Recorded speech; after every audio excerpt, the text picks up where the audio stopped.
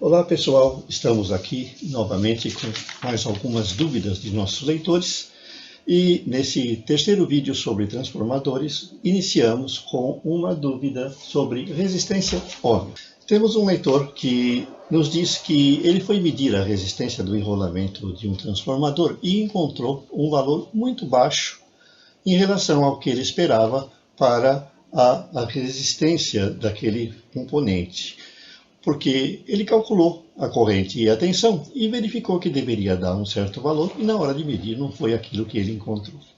Realmente existe uma diferença entre o que a gente chama de resistência ohmica e a impedância. Isso é válido principalmente para alto-falantes e outros componentes indutivos. Assim, quando você mede a resistência de um enrolamento de um transformador ou de um alto-falante, você não está medindo a impedância, você está medindo a resistência ohmica, que é um valor muito menor. É a resistência elétrica à corrente contínua que o fio daquele enrolamento apresenta. Não é a resistência à corrente alternada, que é aquilo que nós denominamos de impedância. Nossa segunda dúvida vem de um leitor que ele gostaria de usar um conversor para converter tensões num equipamento. Ele precisa de 220 e a rede é de 110. O que ocorre é que nem sempre os conversores eles são apropriados para você converter a tensão num equipamento. Principalmente se ele vai ser de uso externo e vai ser de alta potência, por exemplo, um eletrodoméstico.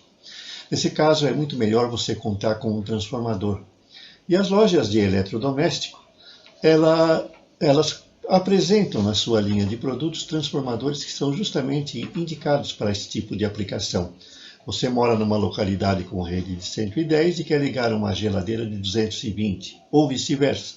Então, o mais indicado nesse caso é você comprar um autotransformador, tomando cuidado para que a potência dele seja maior um pouco do que a do eletrodoméstico alimentado, principalmente se ele vai ficar por longos tempos ligados, porque aí ele pode aquecer demais e você vai ter problema, como nós já explicamos em outros vídeos.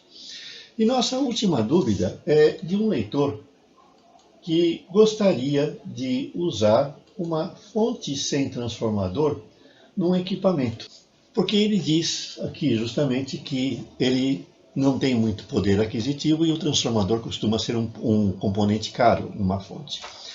Dependendo do aparelho que você vai usar a fonte sem transformador é até vantajosa porque ela não usa o transformador, que é pesado e caro. Mas uma fonte de bancada, uma fonte para trabalhos de projetos, não deve ser sem transformador, porque ela não tem isolamento da rede de energia. E qualquer toque num local vivo, que a gente chama, um local que esteja em conexão com todos os pontos do circuito, pode não só causar um choque perigoso no operador, como também pode causar danos irreversíveis ao circuito. E existe um outro ponto negativo no uso da fonte sem transformador em algumas aplicações. É que tanto maior a corrente na saída dela, maior deve ser o capacitor que vai fazer a redução de tensão. E aí você começa a ter também um problema de tamanho e um problema de custo. Então, além da segurança, você também tem de pensar no perigo e no tamanho do circuito. E chega um ponto em que o gasto com o capacitor chega a ser o mesmo que o gasto com o transformador. E além disso, as fontes sem transformadores, elas têm uma boa limitação de corrente justamente devido a esse fato. Voltaremos em novos vídeos com as dúvidas de nossos leitores. Qualquer coisa, vocês podem consultar essas dúvidas online no nosso site, em dúvidas 456-394 e 234. Até a próxima!